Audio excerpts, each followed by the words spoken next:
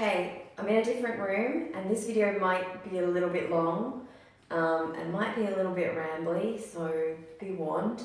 And I'm really sorry about the echo, there's no furniture in here. And this is, hi, I'm Simone. I have a business called Goblin Fruit, but I'm doing a challenge at the moment to vlog every day for Me Made May. This is day 3, the 3rd of May on Sunday. It's beautiful, 29-degree day out there, and I actually have a buttload of housework to do, which is so boring. But yeah, I'll try and do this as quickly as I possibly can because I need to get on with my day as well. First off, the reason that we're in here is in these cupboards behind me is my fabric stash, and actually also spread all over the floor, which you can't see that. Shan from Kittenish Behaviour, who I love, I've been watching her channel for a while now, and Danny from A Pocket or Two, who I've never watched, did a collab on questions about your fabric stash this morning. It went up this morning. So I thought I'd quickly do that as well as talk about my outfit. Alright, so outfit first, fabric questions and fabric stash second. Last night I made up the Suki dress as a top, like I was talking about it yesterday. This is the Nerida Hanson fabric that I was talking about yesterday. It's the cotton linen. I haven't washed it. I don't pre-wash my fabrics. In industry, you don't pre-wash fabric. Like everything that you would buy in a shop hasn't been pre-washed. It's still got all the stabilizers and everything in it that the fabric was produced with, generally. Some fabrics are pre-washed, very, very small number. Like denims, sometimes linens.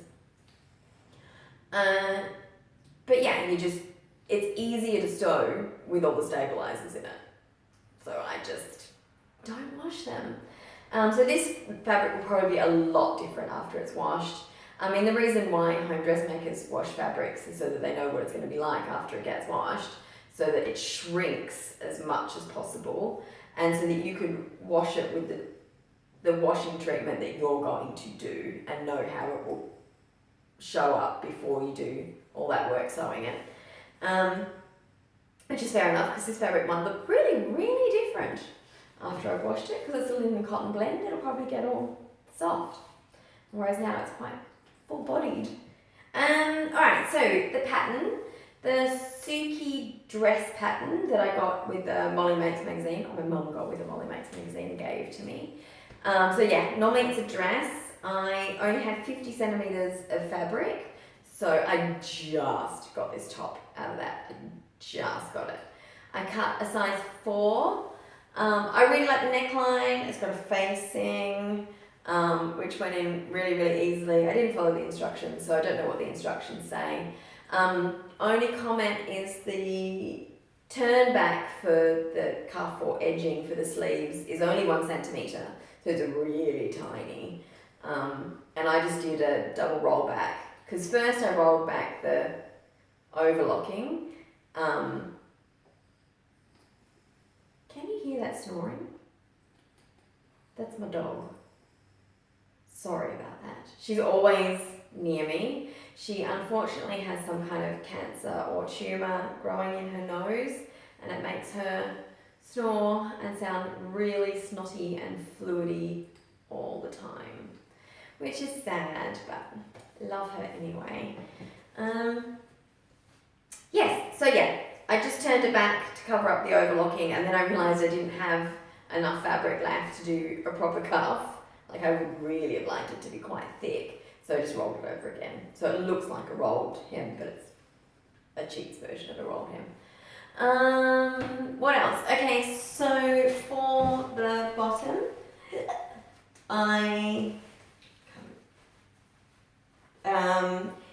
the length, like it was much longer on the 50 centimeters that I had, so it came down to about here. That spot on me is not a great spot for it to end, and I do really like things to be waisted. So I turned it up, put 2 channels in, and put this elastic in. And I'm really happy with that.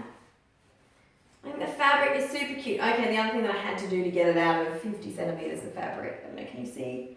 I have one monkey, and the rest is just floral, front and back. It's just floral. And that was lucky because it's a directional print, but because I didn't have any more monkeys to prove that it was directional, I could do this bit upside down, which I had to do to fit it on the fabric. But it worked. I'm happy. I used up my 50 centimeters. There was very little scraps. Good deal. Good deal. Now these pants technically weren't made by me. I'm cheating. They were designed by me. The pattern was made by me, but then they went into production and were made by somebody else. Now this is from my range, from the Goblin Fruit range, and you can buy them. So I fiddled a lot in the last video, and now I'm fiddling again in this one. I said I wouldn't do it, but I have to push my elastic band back under from showing you. Okay, so I don't know if you can see them. They're just wide leg satin lounge pants with a drawstring in the front and smooth darts down the back. They don't have a side seam, so the pocket gets inset into a slit and then there's no side seam, which I really liked because this satin, that's the seam where you see it pucker when you sew it, you know, because you can see, like, there's no possible way to not get a pucker, really, in this kind of satin. It's next to impossible. Very hard to sew. Okay, these I have been wearing solidly for about 2 years, I'll be honest with you. So it might look like you can see puckers here, but actually it's pulls in the fabric from where I've probably done yoga in them, something like that. I'm talking to you without a head. Yeah, if you like these, I am going to sell off the last of the range. It's not on the website yet, but they will be going down to 70% off. The range is called Persephone. So these are the Persephone pants. I know that there is an indie pattern called Persephone pants, which is really, really super popular, and they look really, really cute. This is not them. I actually didn't even know about, well, indie sewing, I don't think, when I made these up. But yeah, so perfect Sunday lounge pants for my fantasy life, where I'm not actually going to mop the floors and re-grout some pieces in the bathroom. Never mind. I might get changed. And I also might not. As you can tell, I've pulled these to bits. Doing stupid things, probably. I know I last Christmas, or maybe the Christmas before, I ran around Margaret River in them for a solid week. It's nice. They're very comfortable. Alright, that said, I'm going to answer the questions that Sian from Kittenish Behaviour and Danny from Pocket or Two put together on the Show Us Your Stash 2020 hashtag. So I've done this now. I thought it was great. It was perfect timing because I'm about to move everything out of this room, and this is the first time all my fabric's been together in one place, and I'm going to realise I'm pretty ashamed of it. There is way too much. Way too much. In my defence, oops, let me get that open. In my defence, some of this is production fabric from my label. Some of this is just leftovers from costume work and stuff that I've done for other people. The bolts of fabric. A lot of it was given to me. I don't know, neighbours, friends like to give me fabric. It's great. I love fabric. But quite often it's not things that I would pick for myself. Therefore it's not really in my colours. Therefore I don't really know what to do with it. And it just grows and grows. I mean, there is some semblance of an order here, but it's gotten out of control. And I do have some patterns in here. It's not all of the patterns that I own. A lot of patterns, do have a lot of thrifted patterns. I have a lot of thrifted fabric. But yeah, these are the patterns that I'm liking at the moment. So that's why they're in here. And then you can't see it, but there are tubs on the floor and piles and This I'm really dying to work with. Oops, I just lost half of it. This is my laundry hamper full of velvet scraps. Because I did a lot of, that's not velvet, a lot of lingerie in stretch velvet. It's so yummy. So yummy, but there's only a little, like there'll be all these little bits left from the end of the range. And winter's coming, so stretch velvet outfits would be beautiful, right? I can lounge around the house in that. I won't look too over the top. It's great. What am I talking about? I look too over the top all the time. Okay, boom. All right, the questions. I picked the things out that answer the questions already, but I need to turn the scale. Alrighty, my favorite fabric, number one, is this. I bought this on eBay. It's a corded lace. It's vintage. What do I reckon? 60s, maybe? 50s if I'm lucky. It's just beautiful. I bought it on eBay maybe over 15 years ago. I have used a little bit of it in some lingerie work and some costuming work. I bought it sometime way back there in the early 2000s. Dita Von Teese did a editorial spread, and I think she was like guest editor for Australian Vogue magazine. And it was gorgeous, like the spread was beautiful, but it was kind of weird because there's not a lot of Australian designers. Like I featured all Australian designers that work from a really vintage point of view. So she had to kind of work modern garments to make them look like they were her aesthetic. It was interesting, it was cool.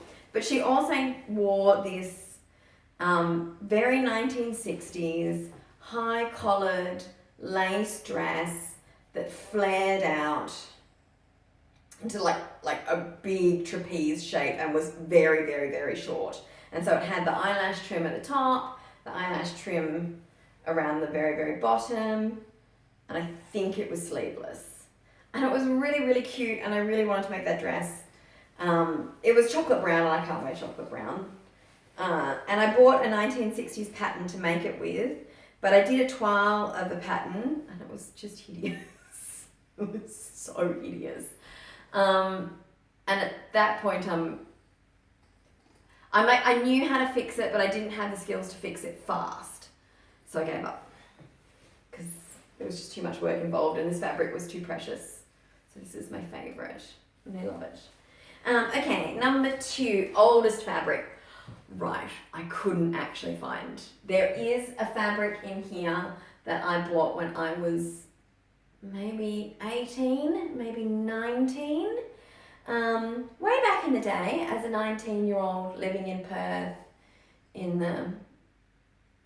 that would have been the 90s, 94, 95. If you were a little goth girl who liked corsets and, let's say, fetish gear, you couldn't buy it here. You had to kind of make it. So I made this dress out of this. It's a black stretch satin. Like it's a jersey, but it's shiny enough to be a satin. I've got so many shiny black fabrics in here, I can't find it.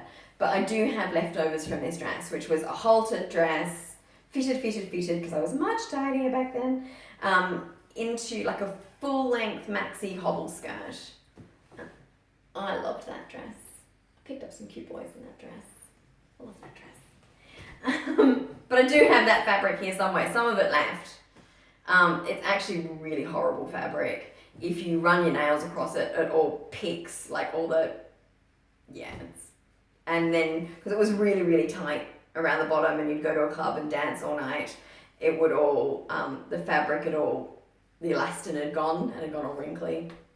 Yeah, it was dreadful. I don't know why I kept it, but I kept it because I love that dress and I don't have the dress anymore. All right, scad to cut into. Yeah, where are you, my precious? This is some silk. Okay, I went yammering on the other day. When was I talking about cotton sateen? Yesterday. About how Satin is polyester. Not all satin is polyester. Silk satin is just beautiful.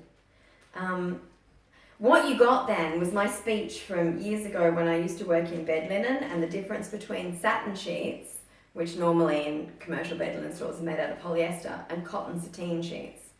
That's what you got. Satin sheets horrible.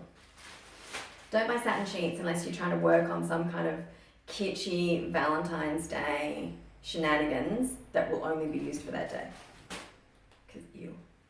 But otherwise. Yeah, so this is some silk satin. Article Victoria, it was called. It's from a silk wholesaler.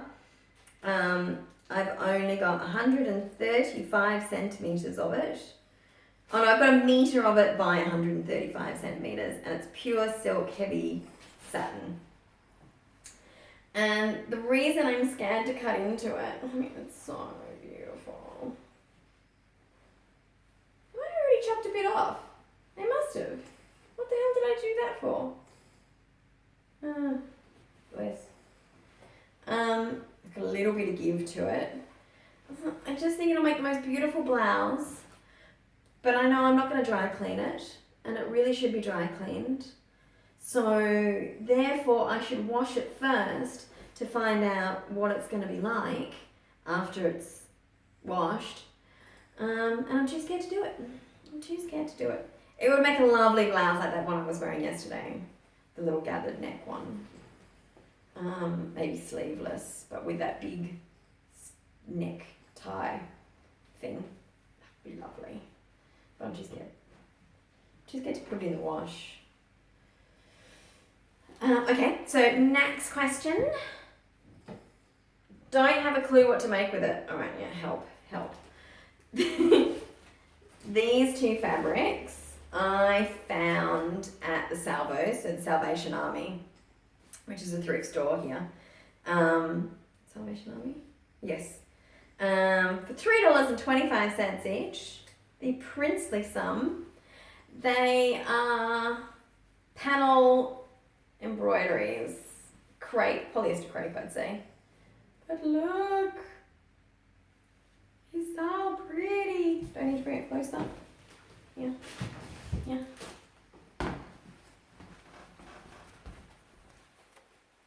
So pretty. Heavily beaded. These flowers, they're so thick. Is there light coming on them? I don't know. Yummy. And this one in teal has the panel going in the other direction.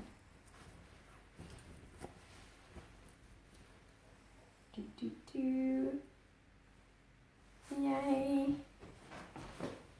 So, I don't know what I'm going to do with it. Because I want to keep it all in one piece, even though it's been, I'd say, hand embroidered, and each section is embroidered off separately. Not like on machine beading where it all is one piece, and if you cut into it, beads start falling off in other places.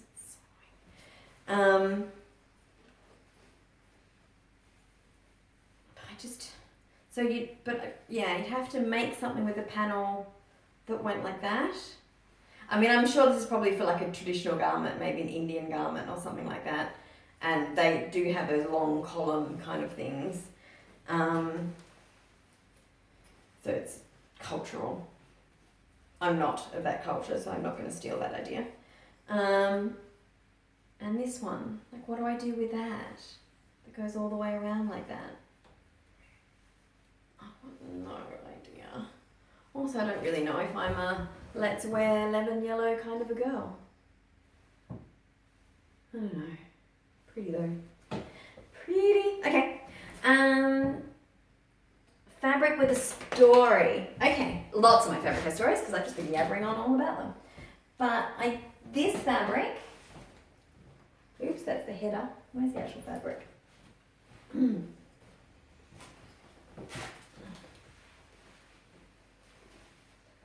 This I designed myself. I designed the textile print. I mean, I really like doing surface design and textile prints, and I had these ones printed by Spoonflower. I did actually do an internship with a professional surface design company, which was really nice. It was really beautiful. But this print I'm particularly happy with.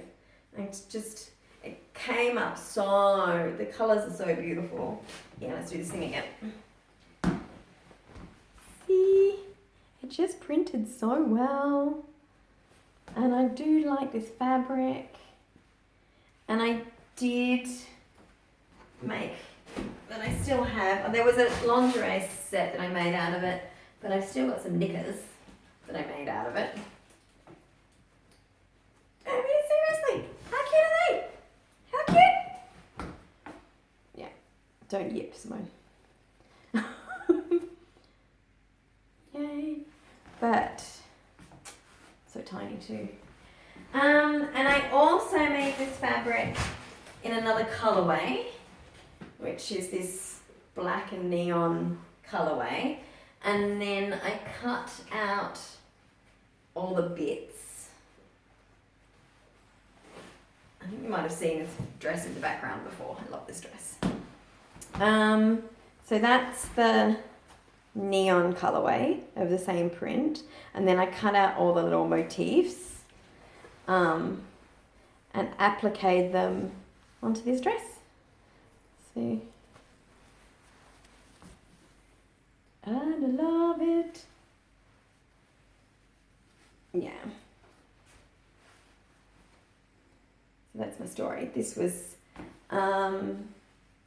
graduate collection dress. I actually remade this dress for a couple of people, and it was worn by Pippa, the artist. Oh my god, I can't remember Pippa's surname. She's such a lovely girl. At Art Ball. She wore it for Art Ball, this dress. Not this particular one that she ordered. Yeah, so that's my fabric with a story. I think the next one is Precious, but my computer's just gone blank. Okay, here we go. Fabric with a story, Precious fabric and why. Alright, I actually have a lot of Precious fabric. I used to do a lot of burlesque costuming. So fancy and beaded and laces and nets and, you know, something that you do in burlesque. So this is really making crinkly noise. These two fabrics, let's get rid of that. These two fabrics I bought in Cambodia on holidays, and they are hand beaded lace. This is my favourite. This is the red one. It's so heavy. It just feels magic. Now I have used a small amount of this for a costume already, and a small amount of the coral one as well. This was for a costume for burlesque performer Kellyanne Doll. Look, see, it's got a edging. Scalloped with eyelash lace, my favourite, which I was recently reminded of because she posted a photo of it on Instagram, and I made that for her years ago. And the way that she flings her costumes around, I'm surprised it still exists. So I'm pretty happy with that. Here, you see that pretty? And it looks much more glitzy on camera than it really is. It's a bit more muted, but it looks gorgeous on stage. La-da. Beautiful. So there's that one. And I'm trying not to stick my butt in your face. It might not look like I'm trying very hard, but I promise I am trying very hard. And this is the corally nude version. As you can see, I've used a bit of that too. Beautiful. It deserves a close-up. Mr. DeMille, I'm ready for my close-up. Yay. Actually, I don't know, as time's gone by, I think I like this one better. I don't know. It's so pretty though. Anyway, Cambodian hand embroidered lace. Or net. It's hand embroidered net. Or hand beaded. Now I also have this little box of Precious, which is also up there in the I'm not sure what to do with. I got these fabrics from a fabric wholesaler.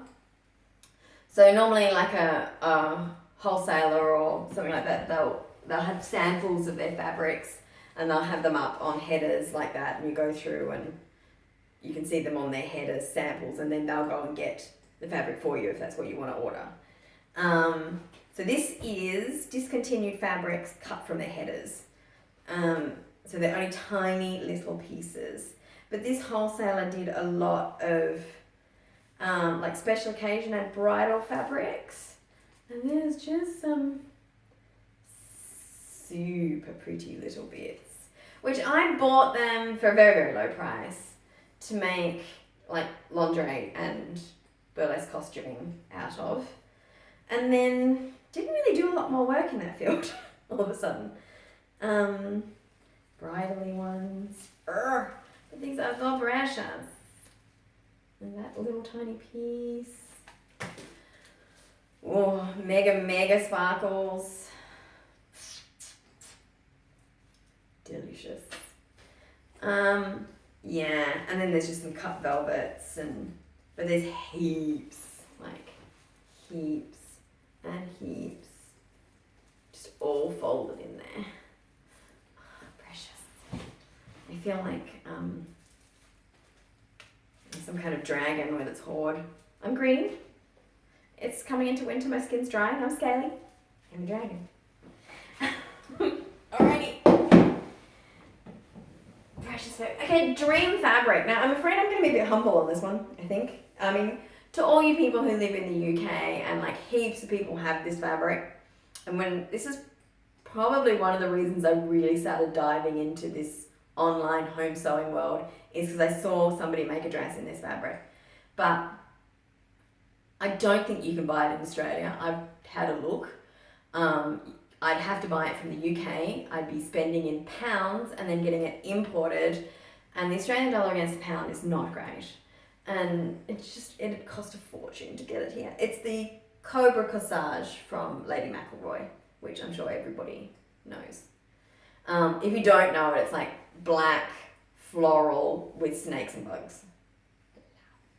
The viscose is beautiful, but I think I want the velvet. One day. I'll make the plunge and spend lots of money on fabric. But in the meantime, I have to sew up this lot before I'm buying anything else. Not sew the whole lot, that's never going to happen, but something. Alright, lastly, where do you keep your stash? Well, obviously, I keep it here, in this room. And I'm going to have to move it out. And I don't know where I'm going to put it. So when I was saying to you in the studio, everything isn't going to fit. Everything isn't going to fit by a long shot. And any kind of fantasy ideas that I'm having of spending the next couple of weeks sewing everything, it's also not going to fit in my wardrobe once I've made it up. So yeah, any ideas of an amazing fabric storage? Not your house. Before anybody says anything, I'm not giving it away.